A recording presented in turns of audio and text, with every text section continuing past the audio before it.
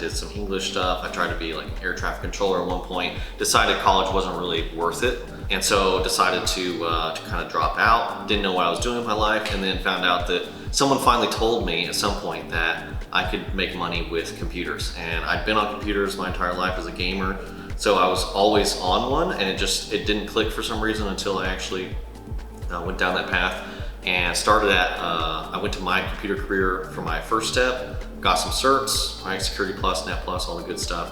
And then my first job out of that was Tier 3 network engineer for Microsoft, which was amazing. Started at a really high pay, and eventually got moved to tech lead, which was cool. And then I actually went to Divergence, so I'm an alumni. So I got like my first hands-on with Kali, with Python, and all the like methodologies.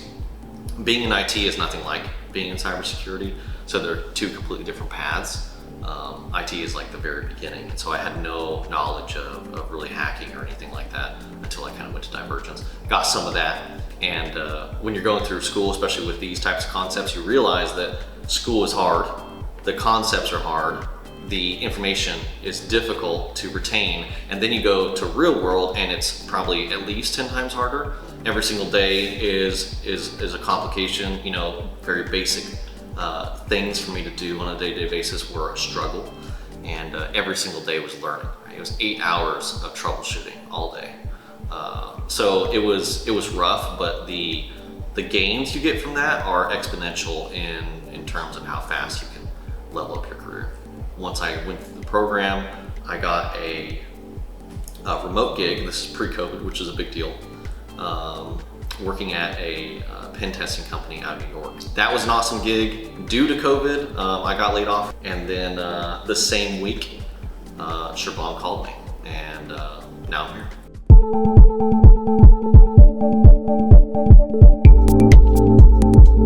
So oftentimes I I talk a lot about acronyms, because acronyms are pretty useless overall. There's a lot of them in IT. And almost all of them are not necessary to remember. Whenever you hear an acronym, just like you would in the military, you want to know what the acronym means, right? So for example, DHCP. If I ask someone what DHCP means, the answer is not Dynamic Host Configuration Protocol. That doesn't mean anything. It doesn't really tell you about it. What you need to be able to relay is what DHCP does, what its purpose is. And so that's kind of one of the things that I kind of touch on a lot. That memorization is just not necessary, and my brain doesn't work that way, so I teach it in a very similar light.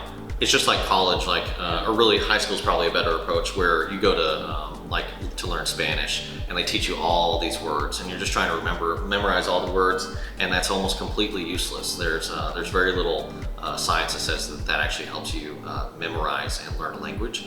And so Case specifically, Case Copeland here at Divergence, he speaks a lot of the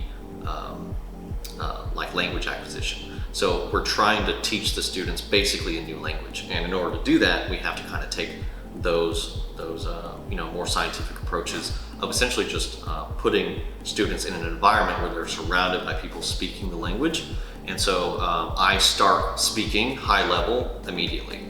And the purpose is, it brings up a lot of questions, so students have to kind of be engaged, and that kind of forces them to start asking questions in their mind, like, hey, what does that mean? Or, you're only pulling 20-30% of the conversation, and that's actually normal, right? Whenever you go into a situation where you don't understand the language, not understanding all of it, right? And that's actually the best way, because it brings those questions to the front of your mind. You're like, what does that mean? And that produces the learning that we're looking for. We're wanting the students to come up with those questions, because it means that they're learning, and that's kind of my MO. I get them engaged on the language more so than the memorization of some of the words and acronyms. And then I just kind of speak about things plainly, and I kind of approach subjects just by getting students to do them. So instead of talking about things, we just do things. So if we're discussing hacking, we just hack. There's no better way to learn than to just do. So That's kind of what all of our focus is on at Divergence, especially as myself as an instructor.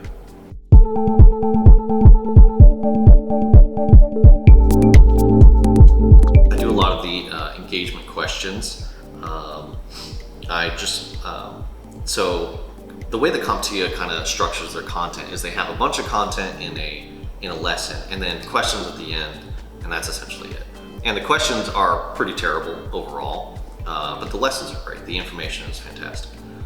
So I basically just replaced the questions with our own questions, and we just call them engagement questions. And the idea is the students are supposed to kind of engage. And I normally start by calling on a student, and then we have an interaction, and I try to kind of shoot the conversation in a different direction and have the students interact with each other if possible. I also do, I kind of have a little bit of structure, more like quizzes at the beginning and end to kind of focus on content from the previous day as well as content from the day that we just did. You know, I fly through the slides and the content, honestly, probably a little fast, but the reason is I want to have enough time to get people hands on keyboard so that they're actually doing the things that we're talking about. We also kind of force them to be in these small groups, and I think that that kind of gives them not only a little bit of a break from just hearing me talk all the time, but it also kind of grows relationships between the students, which I think those are probably my two main methods that are working really well. The small groups are great also because the relationships that you build at school can actually get you your first job. Every morning we also focus on cybersecurity news because staying up to date on cyber news is actually really important, not only for a company and an employee, right? It's a good thing to have those kinds of that kind of knowledge in an interview, but it's actually a job. There are actually jobs that are related to just staying up to date and current with cybersecurity news.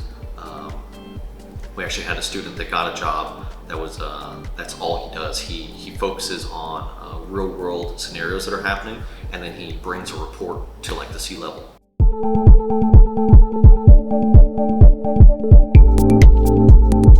The Divergence methodology is pull working professionals and have them kind of transition.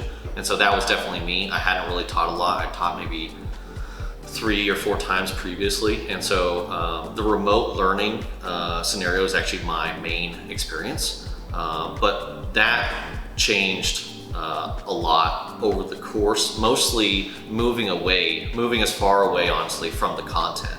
Again, the books are great, and the information is necessary, right? If you're going to pass the exams, you have to know what you're talking about, and that can only come from the information. But at the same time, focusing on the things that matter is more what I'm interested in. I try to cover concepts in more succinct ways that hopefully help with digestion on the students' part. And then again, like I said, I almost immediately thrust them into okay, now we're doing it. We're not really, I don't want to talk about it anymore, let's just do it.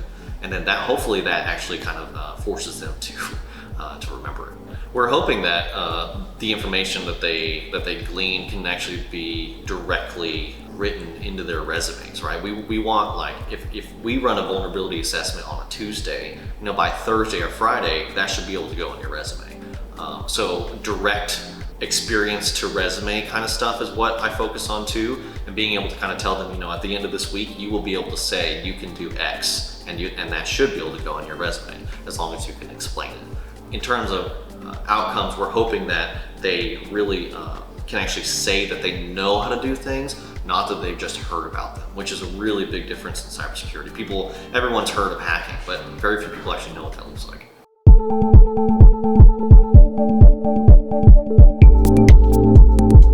So the enjoyment factor is definitely the helping part, and that's why I got into IT in the first place, other than the computers, which obviously are a big point for me. Helping people is nice. The result of them being happy with your work is always great. It's like, producing something that someone likes. They're always appreciative of that.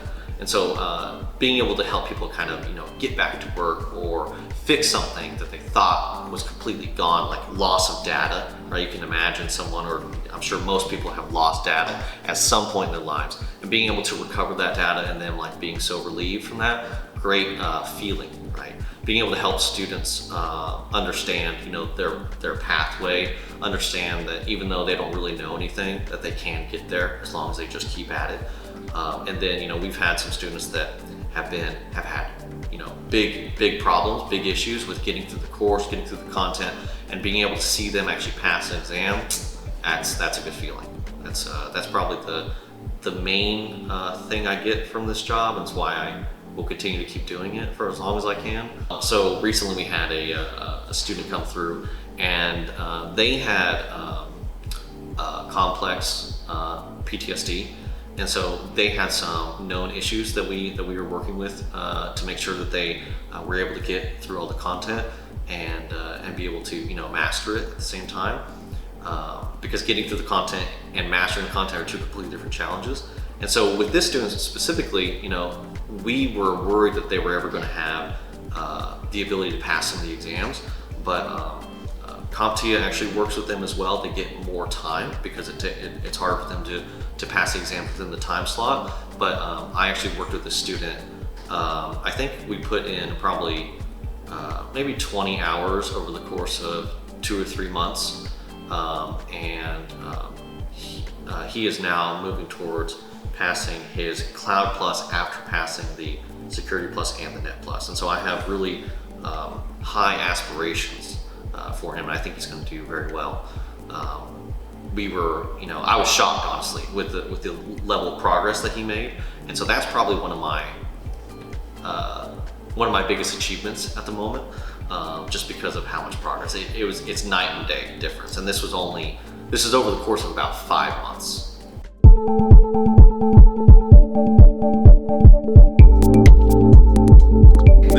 This is an interesting concept, because I know that our founder, Shravan, has been considering doing some VR, AR scenarios, and there are some people that are on the fence about the concept. However, it's already proven useful in a lot of different ways.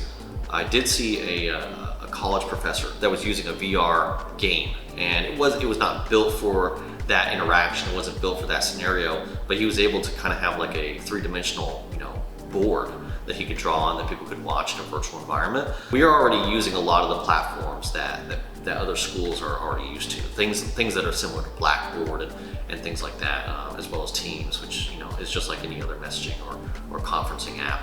I think it's some other form of engagement like VR or augmented that is going to drive a change. And Shravan is also talking about physical environments, physical learners, but a virtual instructor being digitized, holographed into an environment. Again, don't know how that's going to work, but it's an interesting concept about driving engagement for remote learners.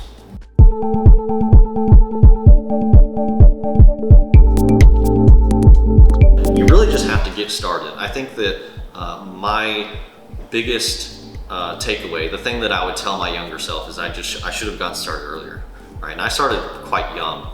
I'm only 7 years into my career, and I'm turning 30 in August. So I think if I would have started when I was, say, 20 or even 19 or 18, I'd be further along.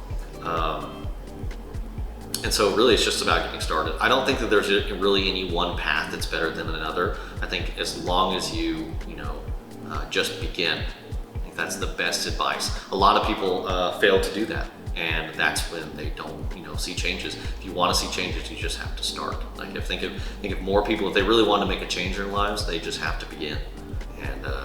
And that would probably change like lots of people's lives. That's what changed my life. If I wouldn't have started, I never would have done it. And so sticking with it is another piece of the puzzle, but if you don't start, you can't even get to that point. So cybersecurity is not for everybody.